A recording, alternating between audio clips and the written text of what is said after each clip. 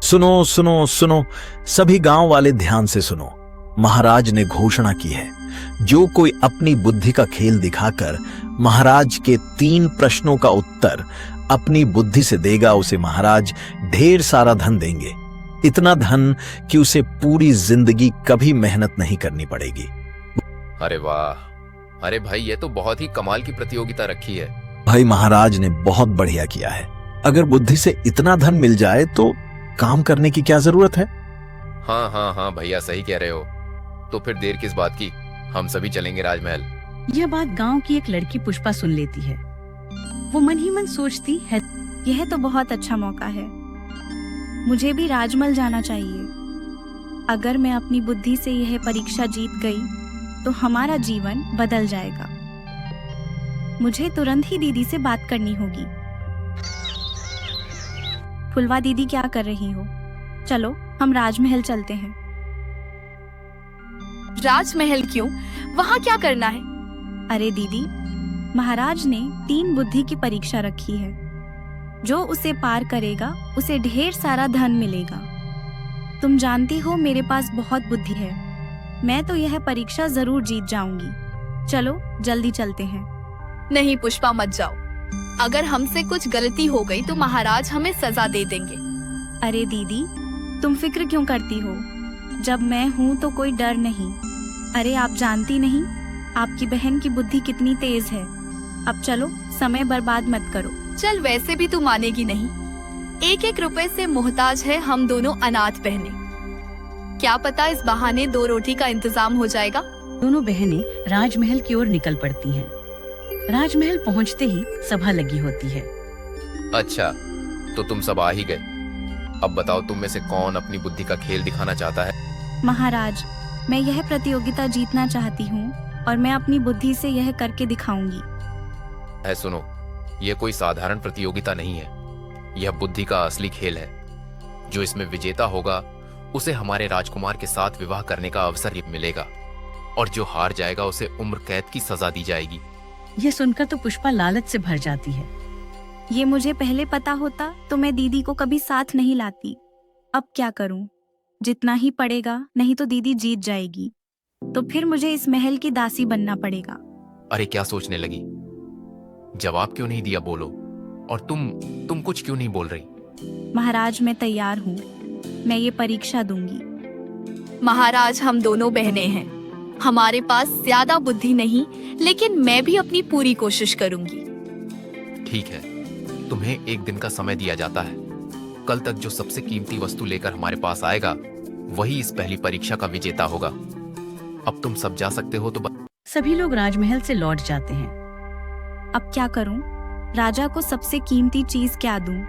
वह खुद राजा है, उसके पास तो सब कुछ है, मेरे पास तो धन भी नहीं। मैं कौन सी कीमती चीज लेकर जाऊं? मैं राजा को ऐसा क्या दूं जिसकी कोई कीमत ना हो, पर वो सबसे मूल्यवान भी हो। हे भगवान, मैं क्या करूं? मुझे कुछ समझ नहीं आ रहा कि मैं महाराज को क्या भेंट दूं। दीदी, तुम घर जाओ, मैं कहीं जा रही हूँ, थोड़ी देर में लौट आऊंगी।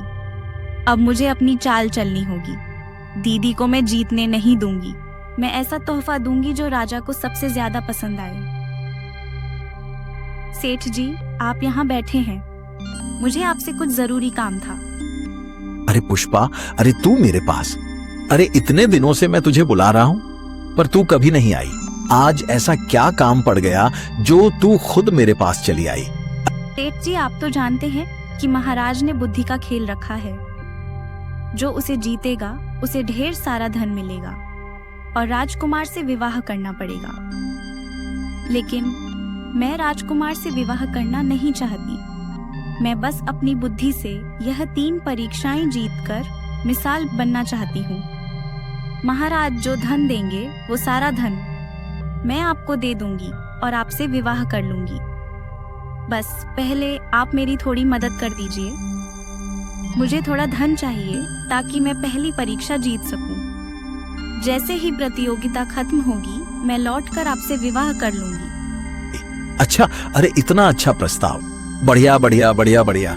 चलो बताओ क्या करना होगा, मैं तुरंत तैयार हूं। अच्छा तो ये बात है, रुक रुक रुक, मैं अभी धन लाता हूं। और कुछ धन लाकर लीला के हाथ में दे देता है। ये लो, और याद रखना अपना वादा, ठीक है? मूर्ख जमींदार सोचता है मैं राजकुमार को छोड़कर इस बूढ़े से शादी कर लूंगी। ये तो बस मेरी चाल थी ताकि मैं धन का इंतजाम कर सकूं। मेरी बुद्धि तो सच में कमाल की है। राजा को ऐसा क्या दूं जिसकी कोई कीमत ना हो, पर वो सबसे मूल्यवान भी हो। हे भगवान, मैं क्या करूं? मुझे कुछ समझ नहीं आ रहा कि मैं महाराज को क्या भेंट दूं। उनके पास तो सब कुछ है, फिर मैं उन्हें क्या दूं? तभी एक बुजुर्ग महिला वहां आती है। बेटी तू बहुत परेशान लग रही है। क्या हुआ बेटी, क्या हुआ? मुझे समझ नहीं आ रहा कि मैं महाराज को क्या दूं। उनके पास हर कीमती चीज पहले से ही है। देख बेटी, राजा को धन की नहीं दिल की चीज चाहिए। कुछ ऐसा दे जो राजा के पास ना हो, पर जो उसके दिल को छू जाए। ऐसा तो सिर्फ एक ही चीज है।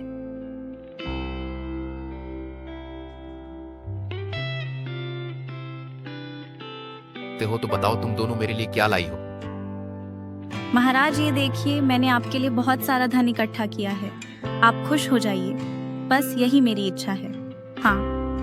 यह तो बहुत सारा धन है, भला तुम इतना धन कहां से लाई? महाराज, लगता है इसने अपनी पूरी जिंदगी की कमाई आपको भेंट कर दी है। हाँ, ऐसा ही प्रतीत होता है। अच्छा अब तुम बताओ फूलवा, तुम क्या लाई हो? वो एक छोटी सी पोटली राजा को देती है। राजा पोटली खोलते हैं और हैरान हो जाते हैं। यह तो तुम मेरे लिए मिट्टी लाई हो। अरे तुम्हारी इतनी हिम्मत कि राजा को मिट्टी भेंट करो। महाराज, मैं आपके लिए यह लाई हूँ। महाराज, हम सब इसी मिट्टी से जन्म लेते हैं और इसी मिट्टी में समा जाते हैं। इसी मिट्टी से हमारा अनुगता है जिससे हम जीते हैं। इस मिट्टी की कोई कीमत नहीं, पर यही सबसे मूल्यवान है। मेरी नजर में इससे बड़ा तोहफा कोई नहीं हो सकता। चुप रहो, ये मिट्टी राजा की शान का अपमान है। तुम ये प्रतियोगिता हार गई। अपनी बहन से कुछ सीखो जिसने सच्चा तोहफा दिया है। पुष्पा को विजेता घोषित किया जाए। हमारी पहली परीक्षा की विजेता पुष्पा है। मेरा पहला कदम कामयाब हुआ, दीदी को हरा दिया। अब बस 2 और परीक्षाएं जीतनी है। ठीक है, अब दूसरी परीक्षा होगी। कल सुबह तुम दोनों एक जादुई कटोरे से पानी पियोगी। ध्यान रखना, जिसके मन में लालच होगा वो तुरंत मूर्छित होकर गिर पड़ेगा। ओहो, तो यह जादुई कटोरा है। मुझे कुछ करना होगा, इसका असर खत्म करना पड़ेगा। मुझे तांत्रिक बाबा के पास जाना होगा। रात में पुष्पा महल से निकलती है और घने जंगल में पहुंचती है।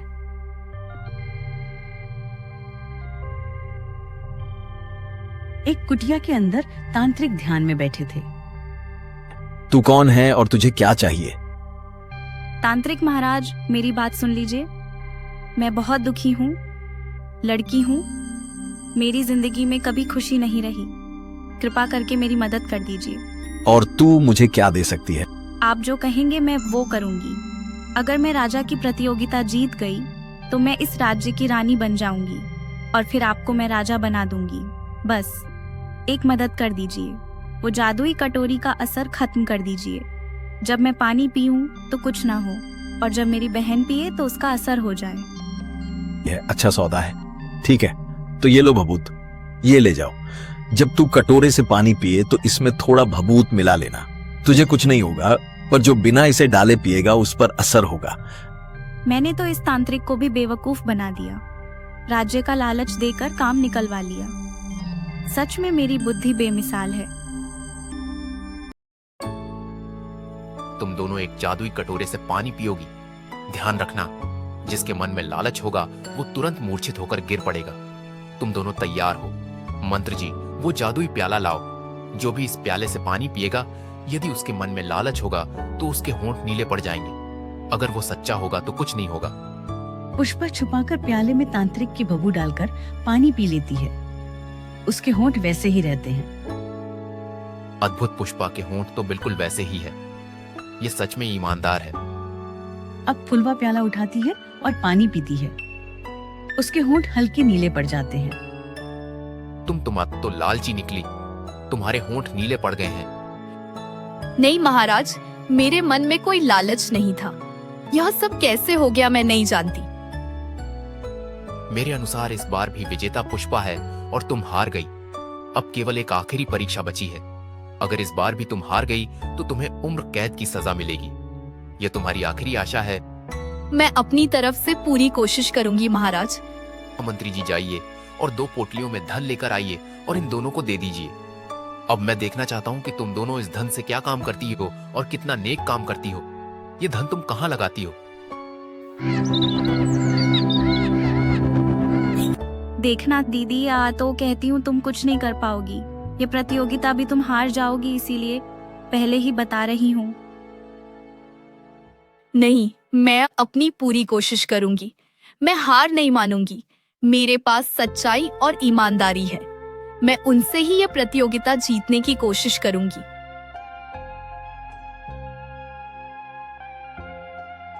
फिर दोनों बहनें सो जाती हैं और आधी रात को पुष्पा उठकर चुपके से फूलवा के सारे धन को चुरा लेती है।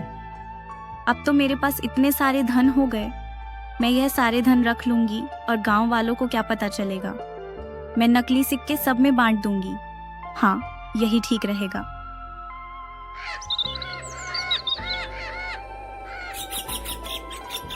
सुबह होते ही पुष्पा सारे धन रखकर नकली सिक्के बनवाने के लिए सुनार के पास जाती है। देखिए साहूकार जी, मुझे नकली सिक्के चाहिए, इतने की कोई पहचान ना पाए। फिक्र मत कीजिए, ये लीजिए, मैं आपको इतना धन दे रही हूँ। बस नकली सिक्के बना दीजिए ताकि मैं बहुत से लोगों में बांट सकूं और महाराज को मेरी दयालुता दिखाई दे। आपको सजा नहीं होगी, मैं इस बात का वचन देती हूँ। साहूकार थोड़े से धन लेकर नकली सिक्कों की बड़ी पोटली देता है। अब जल्दी मैं राजा का धन लेकर सभी गरीबों की मदद कर दूंगी ताकि सबका भला हो। ये क्या, मैंने तो यही पोटली रखी थी, अब यहाँ तो नहीं है। लगता है मेरी पोटली चोरी हो गई है। हे भगवान, अब मैं क्या करूं? अगर मैं गांव वालों की मदद नहीं कर पाई तो शायद मैं प्रतियोगिता हार जाऊंगी। नहीं, मुझे किसी भी तरह गांव वालों की मदद करनी ही होगी। और पुष्पा वो पोटली लेकर गांव के चौपाल पर चली जाती है। वहीं दूसरी तरफ पुष्पा पूरे गांव में नकली सिक्के बांट देती है। हाँ, ये सब कितने बेवकूफ है। लोग नकली सिक्के भी नहीं पहचान पाए। अब तो लोग नहीं पहचान पाएंगे। जो मैंने दिया वो नकली सिक्का है। फिर मेरी राजकुमार से धूमधाम से शादी हो जाएगी। वहीं दूसरी तरफ फूलवा जमींदार के पास जाती है। सेठ जी, मुझे कोई काम दे दीजिए ताकि मैं धन कमाकर किसी गरीब का भला कर सकूं। अरे तेरी बहन देख कितनी चतुर है और तू काम मांग रही है। मैं मेहनत पर यकीन करती हूँ जमींदार साहब, आप मुझे कोई काम दे दीजिए। अच्छा ठीक है, हमारे खेत में फसल काटने हैं, वो काट दो, फिर मैं तुम्हें कुछ पैसे दे दूंगा। फुलवा सुबह से शाम तक खेत में काम करके शाम को जिम्मेदार के पास जाती है। फुलवा सोने के सिक्के लेकर गांव की ओर चली जाती है।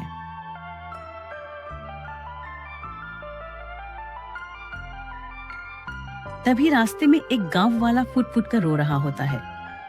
मेरे बेटे की तबीयत बहुत खराब है, अगर उसे इलाज के लिए वैद्य के पास नहीं ले जाया गया तो वो मर सकता है, पर मेरे पास पैसे नहीं हैं।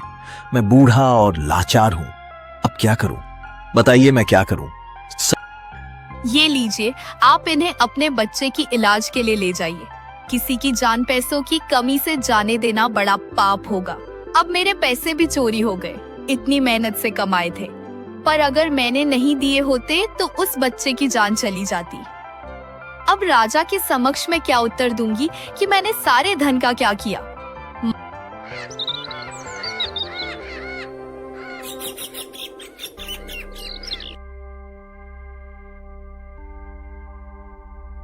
कहो, तुम दोनों ने मेरे धन का कहाँ उपयोग किया? महाराज, मैंने वो धन ले जाकर सभी गांव के गरीब दुखियों में बांट दिया है, जिन्हें एक वक्त का भी खाना मिलना मुश्किल था। मैंने उन सभी को वो धन दे दिया है। तुमने बहुत अच्छा काम किया। धन हमेशा गरीब दुखियों को देना चाहिए ताकि उनकी जिंदगी में आराम आए। और फुलवा, तुमने अपना धन कहाँ इस्तेमाल किया? महाराज, मेरा धन तो चोरी हो गया था, तो मैं एक सेठ के यहाँ जाकर दिन भर मजदूरी करी और जो धन इकट्ठा किया उसे एक बुजुर्ग व्यक्ति को दे दिया, क्योंकि उसका बेटा बीमार था। अगर मैंने पैसे ना दिए होते तो शायद उसका बच्चा मर जाता। इसलिए मैंने मेहनत करके जो धन कमाया वो एक गरीब को दान दे दिया। यह झूठ बोल रही है। मुझे नहीं लगता दीदी ने ऐसा किया होगा। दीदी ने वो सारा धन चुरा कर रख लिया होगा। आप मेरी बहन हो, इसका मतलब यह नहीं कि मैं गलत का साथ दूं। महाराज, उसने खुद ही सारा धन चुरा कर अपने पास रख लिया होगा। तू कैसी बातें कर रही है पुष्पा? मैं तेरी बहन हूँ। बहनों पर आरोप क्यों लगा रही है? फुलवा, तुमने इस बार भी परीक्षा में पास नहीं किया और तुम्हारी बहन इस परीक्षा में जीत गई है, इसलिए तुम्हें आजीवन कारावास की सजा मिलेगी और तुम आज ही कारावास में बंद कर दी जाओगी। सैनिकों, इसे ले जाओ और बंद कर दो, और पुष्पा, तुम्हारी शादी कल राजकुमार से धूमधाम से कर दी जाएगी। यह मेरा आदेश है। महाराज, मुझे कुछ ठीक नहीं लग रहा है। जरूर कुछ है जो हमें दिखाई नहीं दे रहा। चुप हो जाइए मंत्री जी, जो है परिणाम सामने है, इसमें दिखाई ना देने वाली क्या बात है। आप जाइए और जाकर राजकुमार की शादी की तैयारी करिए। सैनिक फूलवा को ले जाकर कारावास में बंद कर दो। हे भगवान, यह क्या हो रहा है? मैंने तो ईमानदारी से तीनों प्रतियोगिता में भाग लिया था, फिर यह मेरे साथ क्यों हो रहा है? फूलवा जो इतनी आसानी से जीत गई, वह कुछ ऐसा कर गई जिसे मैं समझ ही नहीं पा रही हूँ। जरूर उसने कुछ गलत किया है। मुझे उसे रोकना चाहिए। मुझे यहाँ कैसे भी करके बाहर निकलना होगा। कल तो राजकुमार की शादी भी है। अभी शादी होने में वक्त है, कोई नहीं जानेगा। मैं चुपके से निकल जाती हूँ। मुझे इसका पता लगाना होगा कि पुष्पा ने ऐसा क्या किया और उसी ने मेरा धन भी चुराया होगा। वो राजकुमार को पाने के लिए कुछ भी कर सकती है। मुझे यह सब सबके सामने लाना ही होगा कि पुष्पा ने गलत रास्ते से तीनों परीक्षाएं पास की है। और फुलवा बाहर निकल जाती है। फुलवा निकल पड़ती है और घने जंगल में कुटिया में पहुंचती है। अरे फुलवा बिटिया, तुम्हारा बहुत बहुत धन्यवाद। तुमने मुझे भूखा ना रहने दिया। बताओ कैसे आई हो मेरे पास? साधु महाराज, आपने कहा था कि मुसीबत में आपको याद करूं। आज मैं बड़ी मुसीबत में हूँ। मेरी बहन ने धोखे से तीनों प्रतियोगिताएं जीती है। कल उसकी राजकुमार से विवाह है और मुझे कड़ी सजा दी गई है। मैंने सच्चाई और ईमानदारी से भाग लिया है। मुझे कोई रास्ता बताइए जिससे मैं उसकी सच्चाई सबके सामने ला सकूं। ठीक है, मैंने देखा है बेटा कि तुम्हारी बहन ने छल किया है। ये लो, ये जादुई छड़ी ले जाओ, इसे महाराज के सामने रख दो। महाराज को सारी सच्चाई और तुम्हारी बहन की करतूत दिखाई देगी। आपका बहुत बहुत धन्यवाद महाराज। मैं चलती हूँ, सुबह होने वाली है और थोड़ी देर में ही विवाह है। फुलवा जादुई आईना लेकर राजमहल पहुंचती है, जहां शादी की तैयारियां चल रही होती हैं। पुष्पा मंडप में राजकुमार के साथ बैठी होती है। तुम यहाँ क्या कर रही हो? मैंने तुम्हें तो कारावास में बंद करवाया था। महाराज, मेरी बहन ने धोखे से तीनों प्रतियोगिताएं जीती है। मैं सारी सच्चाई के सबूत लेकर आई हूँ। महाराज, ये कोई साधारण छड़ी नहीं है। मैंने साधु महाराज से लिया है। उन्होंने कहा इसमें सारी सच्चाई दिखेगी। अगर ये सच है तो हमें ये आईना देखने में क्या हर्ज है? अच्छा ठीक है, दिखाओ। तुमने पहली प्रतियोगिता धोखे से जीती, दूसरे में तांत्रिक के जाल से शक्ति तोड़ी और तीसरे में असली धन छुपाकर नकली बांटी। यह सब गलत है। तुम्हें सख्त सजा मिलेगी। विजेता फुलवा है ना कि पुष्पा? सैनिकों, पुष्पा को ले जाओ और इसे कारावास में बंद कर दो। महाराज, मेरी बहन को आजीवन कारावास की सजा मत दीजिए। महाराज, यह मेरी इकलौती बहन है। मैंने माँ को वचन दिया था कि मैं उसकी देखभाल करूंगी। उसे यूं कारावास में नहीं छोड़ सकती। उसका दोष का फल ईश्वर उसे देगा। तुम मेरी बहन हो, इसलिए मैंने तुम्हें महाराज से बचाने के लिए विनती की और आज तुम्हें आजाद कराया है। पर सुधर जाओ, अब भी वक्त है। ईमानदारी से जीवन जियो, मेहनत पर यकीन रखो। ऐसे बैठे बैठे कोई राजा या रानी नहीं बन जाते। मुझे माफ कर दीजिए महाराज, मैंने गलती कर दी। मैं अब ऐसा नहीं करूंगी। मुझे छोड़ दीजिए। मुझे माफ कर दीजिए महाराज, मैं लालच में आ गई थी। मैं रानी बनना चाहती थी, इसलिए मैंने यही सब किया। कृपया मुझे माफ कर दीजिए। दीदी मुझे माफ कर दो, मैंने तुमसे जलन की थी। अगर तुम रानी बन जाओगी तो मैं दासी बन जाऊंगी, इसीलिए मैंने सब किया। बेटी तुम बहुत महान हो, तुम्हारा दिल बड़ा साफ है, इससे बढ़कर पूरे गांव में कोई नहीं है, तुम रानी बनने के काबिल हो। राजा धूमधाम से फूलवा और राजकुमार का विवाह कराते हैं।